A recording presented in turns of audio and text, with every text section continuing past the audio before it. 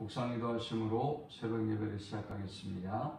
하나님 감사합니다. 오늘도 우리에게 새날을 허락하시고 예배케 하신 은혜에 감사합니다. 오늘 이 하루도 온전히 주와 동행하는 하루, 주님을 기뻐하는 하루가 되도록 인도하여 주옵소서.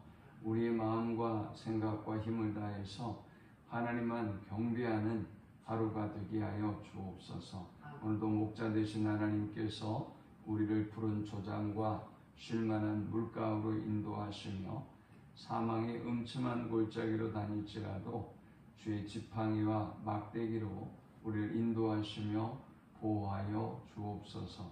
오늘 우리가 가지고 온 모든 인생의 짐과 문제들은 주께서 담당해 주시고 우리가 구하는 것보다 넘치도록 응답하실 것을 믿습니다.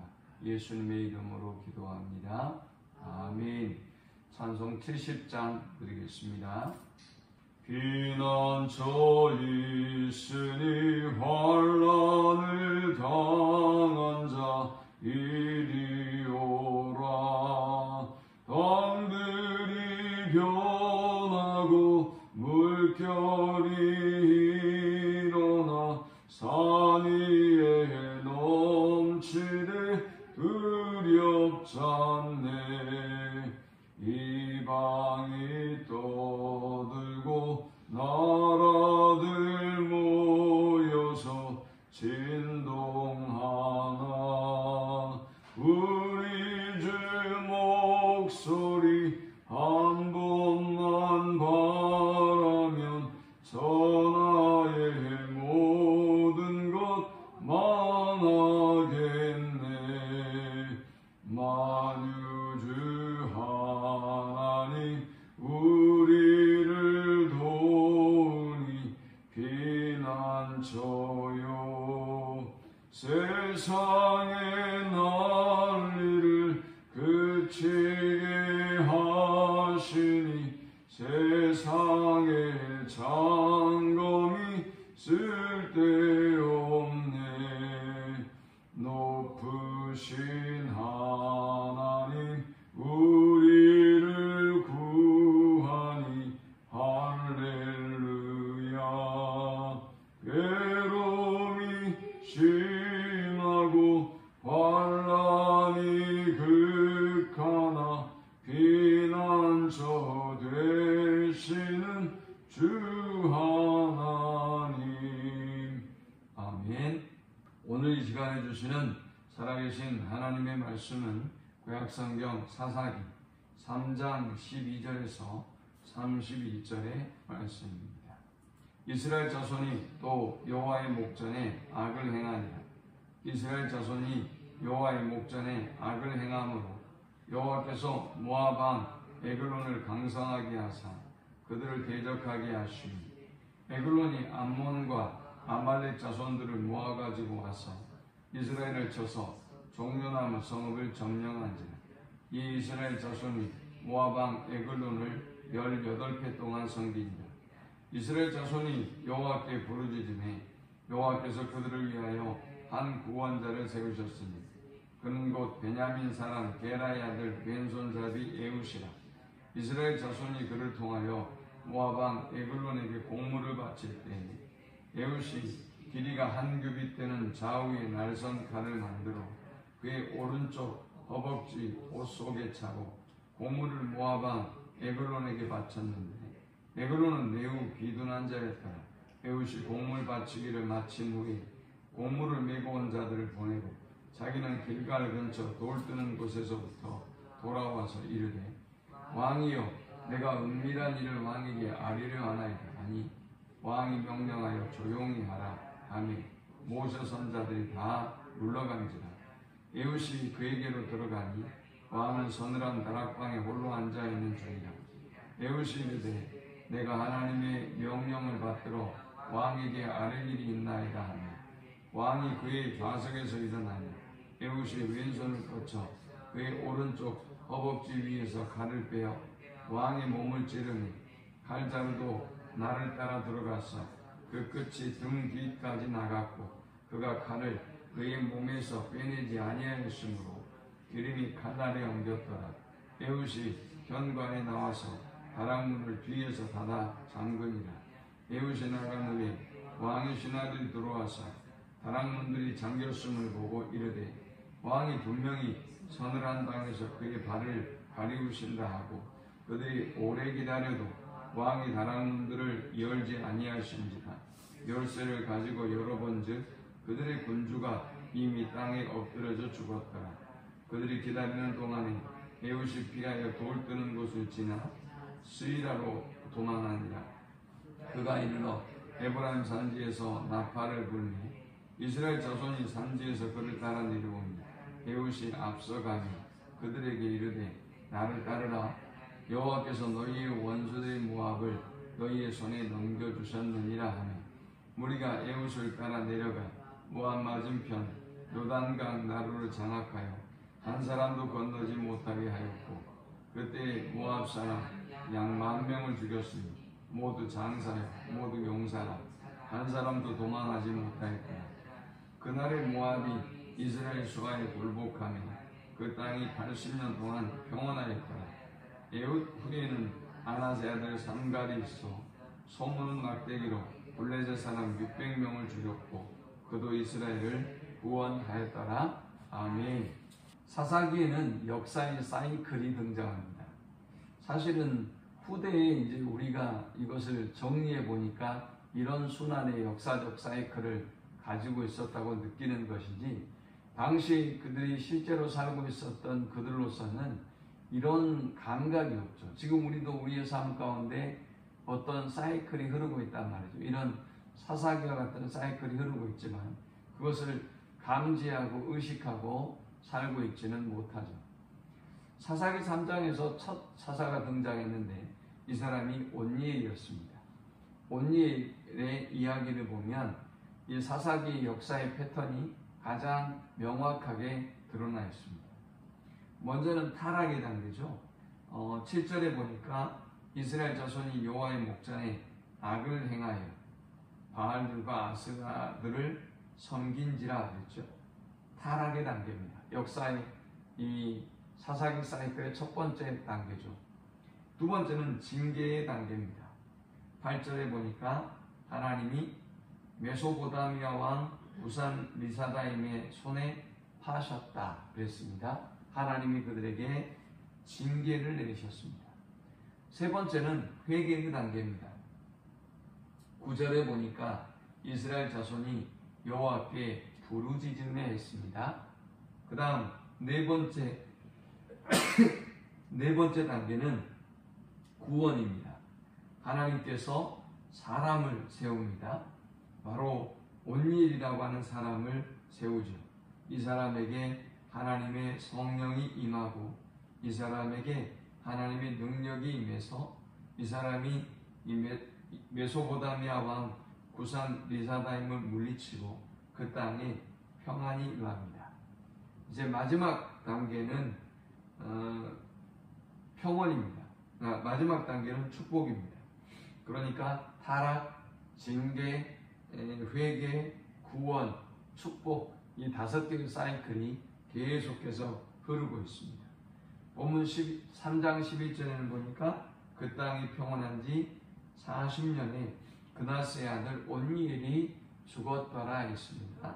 바로 평온의 단계를 의미하는 것이죠. 이제 오늘 이 본문으로 넘어와서 다시 이 평온은 사라지고 이스라엘은 영적으로 타락합니다. 12절에 보니까 이스라엘 자손이 또 여호와의 목전에 악을 행하니라.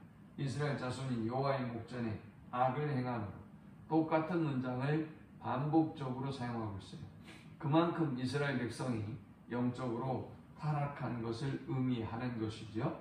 자, 오늘 이 본문을 통해서 우리가 얻을 수 있는 첫 번째 영적 교훈은 하나님은 하나님의 자녀들의 타락을 징계의 채찍으로 인도하신다라는 것입니다. 사랑하기 때문에 징계의 채찍을 드시는 것이죠. 자녀이기 때문에 징계의 채찍을 드시는 것입니다. 만일 자녀가 아니라면 이런 징계의 채찍을 들 필요가 없겠죠. 그러나 하나님은 당신의 백성을 너무 사랑하셔서 그 백성이 하나님을 외면하고 하나님을 떠나고 이렇게 죄악 가운데 거할 때 반드시 징계의 채찍을 들어서 인도해 주시는 것입니다. 그런데 12장의 후반부에 보니까 여호와의 목전에 악을 행함으로 여호와께서 모압 왕 에글론을 강성하게 하사 그들을 대적하게 하심에 했어요. 하나님의 징계를 보면 그 진노의 단계가 참 재밌습니다. 그냥 처음에는 에글론을 강성하게 하셨어요. 에글론을 통해서 이스라엘을 치기 위함이죠. 그런데 우리가 역사적 관점으로 본다면 한 나라가 강성하고 한 왕이 강성하고 하는 것을 어찌 우리 삶과 연결할 수 있겠습니까? 저 나라를 통해서 하나님이 우리나라를 치시고 나를 치시고 또 징계하셔서 깨닫게 하기 위함이다 라고 우리가 어떻게 생각하겠어요? 자, 그것은 무엇을 의미하는 것입니까? 하나님은 역사의 주관자이시고 이 모든 이 땅의 역사가 하나님의 허락하심, 하나님의 주권과 통치하심이 없이는 움직일 수 없다는 것을 의미하는 것이죠. 그리고 마침내 때가 되어서 하나님이 이 모압 왕 에글론을 통해서 이스라엘을 정복하게 만들었습니다. 자, 그래서 우리는 이 코로나의 시대에도 마찬가지고 우리의 삶 속에 일어나는 모든 일들을 그저 헛되이 바라봐서는 안 되는 것입니다. 영적인 관점에서 하나님이 이 고난과 이 상황과 이 문제를 주신 이유를 우리는 되묻고 또 그것을 볼 수 있는 영의 눈과 또 그것을 들을 수 있는 영의 귀가 있어야 하는 것입니다. 하나님은 이렇게 하나님의 자녀들의 영적인 타락을 징계의 채찍으로 가르치시고 인도해 주십니다. 두 번째 우리가 이 본문을 통해서 얻을 수 있는 영적 교훈은 하나님은 하나님의 자녀들의 회개의 부르짖음에 구원을 베풀어 주신다라는 것입니다. 자, 이제 모압 왕 에글론이 13절에 보니까 종려나무 성읍을 점령했습니다. 에글론이 암몬, 아말렉 자손들을 함께 연합해서 이 종려나무 성읍을 점령한 것입니다. 이 종려나무 성읍은 이스라엘의 아주 대표적인 이스라엘을 상징하는 여리고를 의미합니다. 여리고 성을 점령해 버렸어요. 그리고 18년 동안이나 이스라엘은 이 모압 왕 에글론의 종살이를 하는 이런 상황이 되었습니다. 그런데 이들은 이때서야 하나님 앞에 부르짖습니다. 15절에 이스라엘 자손이 여호와께 부르짖음에 여호와께서 그들을 위하여 한 구원자를 세우셨으니 했습니다. 속히라도 깨달으면 얼마나 좋았을까요? 18회 동안 버티고 18회 동안 영적으로 무감각해 있다가 18회째 되는 때에 하나님 앞에 부르짖었고 그리고 하나님은 그 부르짖음을 들으시고 이스라엘에게 구원을 베풀어 주셨습니다. 자, 이렇게 하나님은 하나님의 자녀들이 우리가 넘어지고 쓰러질 수는 있잖아요. 그러나 우리가 회개하고 돌아가고 또 하나님의 구원을 호소하면 반드시 우리를 건져주시고 구원해 주신다는 사실을 우리는 기억해야 합니다. 세 번째 우리가 이 본문을 통해서 얻을 수 있는 영적 교훈은 승리는 하나님께 속한 것이다 라는 영적 교훈을 얻을 수 있습니다. 자, 이제 모압 왕 에글론에게 18회 동안 고통을 당할 때에 하나님께서는 이들을 위해서 한 구원자를 준비하시고 세워주셨습니다. 그 사람이 바로 15절에 왼손잡이 에훗이라고 하는 사람입니다. 이 사람은 왼손잡이라고 쓰고 있는데요. 사실 원어 성경에는 뭐라고 쓰여져 있는가 하면 오른손이 제한된 사람으로 했어요. 오른손이 제한된 사람. 이게 원래의 의미예요. 그러니까 이 사람은 오른손에 장애가 있거나 혹은 오른손이 뭔가 어떤 운동이 자유롭지 못하거나 아니면 기능적으로 좀 떨어지거나 아마 그 중에 하나였을 것이라고 보여집니다. 그래서 그는 당시 부정한 자 취급을 당했던 왼손을 쓸 수밖에 없었고 그는 왼손잡이였던 것입니다. 그리고 또 이 에웃이라고 하는 사람은 이스라엘 백성의 조공을 모아서 이 에글론 왕에게 바치는 일을 했습니다. 가장 가까이 에글론 가까이 다가갈 수 있는 사람이었던 것이죠. 그는 나중에 길갈에서 다른 사람들을 다 돌려보내고 난 다음에 왕에게로 찾아갑니다. 그리고 은밀한 독대를 요구합니다. 그리고 왕을 죽이죠. 이 왕은 그 17절에 보니까 비둔한 자다 그랬고, 또 에웃의 칼에 죽는 광경을 보면 22절에 기름이 칼날에 엉겼다 라는 것을 보면 뚱뚱하고 좀 둔한 사람이었던 것 같습니다. 그렇게 그가 죽고 난 이후에 28절에 보니까 다시 이 에웃이 이스라엘에게 돌아와서 그들에게 이르되 나를 따르라. 여호와께서 너희의 원수들인 모압을 너희의 손에 넘겨주셨느니라. 29절에 그때 모압 사람 약 10,000명을 죽였으니 모두 장사여 모두 용사라. 한 사람도 도망하지 못하였더라 했습니다. 자, 비록 왼손잡이였지만 하나님은 그의 단점을 장점으로 바꾸셔서 이 사람을 이 모압 왕 에글론을 죽이도록 하셨습니다. 이렇게 하나님은 우리의 모든 연약함, 우리의 모든 부족함에도 불구하고 하나님께 승리가 있기 때문에 당신의 백성들이 하나님 앞에 회개하고 도움을 구할 때 이렇게 승리를 주시는 것입니다. 마지막 네 번째 우리가 이 본문을 통해서 얻을 수 있는 영적 교훈은 하나님의 사람에게 필요한 것은 수단과 방법이 아니라 하나님의 능력이다 라는 것입니다. 에웃이 통치했던 기간 가운데는 80년 동안 평온이 임했어요. 그리고 죽고 난 이후에는 블레셋에게 또 고통을 당합니다. 이때 하나님의 사랑하셨던 사람이 삼갈이라고 하는 사람인데, 이 삼갈은 소모는 막대기로 블레셋 사람 600명을 죽였습니다. 이것이 어떻게 가능했을까? 정말 놀라운 일이죠. 어떤 무기를 사용했던 것도 아니고 소모는 막대기를 통해서 승리를 거두게 하셨어요. 하나님 왜 이렇게 하셨을까요? 전쟁은 하나님께 속한 것이고 또 이스라엘의 능력과 힘은 하나님께 있다는 것을 가르쳐주기 위함이었던 것이죠. 그것이 칼이면 어떻고, 그것이 창이면 어떻고, 그것이 막대기면 어떻겠습니까?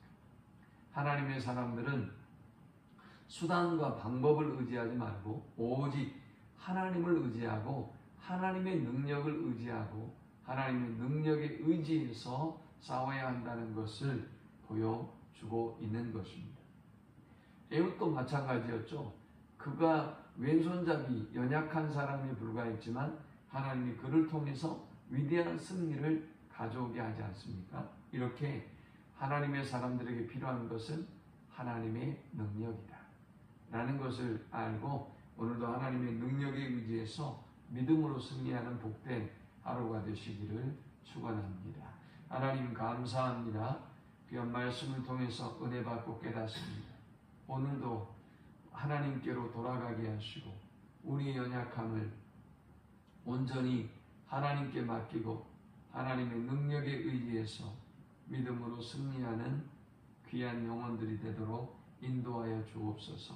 오늘도 이 나라 민족과 또 인류의 탄식을 들으시고 우리가 하나님 회개하며 하나님께 나아가게 하셔서 속히 이 땅을 치료하시고 고치시는 하나님의 구원을 보게 하여 주옵소서.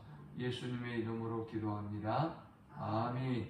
지금은 우리 주 예수 그리스도의 크신 은혜와 성부 하나님의 극진한 사랑과 성령의 인도 보호 교통 충만케 하시니 어떤 상황과 어떤 형편에도 오직 하나님의 주권과 하나님의 능력을 의지하고 하나님께로 돌아가서 하나님이 우리의 삶을 고치시고 이 나라 민족을 고치시고 구원해 주실 것을 믿고 온전히 하나님만 의지하고 살기를 소망하며 성전을 떠나는 모든 주의 백성들의 머리 위에 이제로부터 영원토록 함께 있을지어다. 아멘.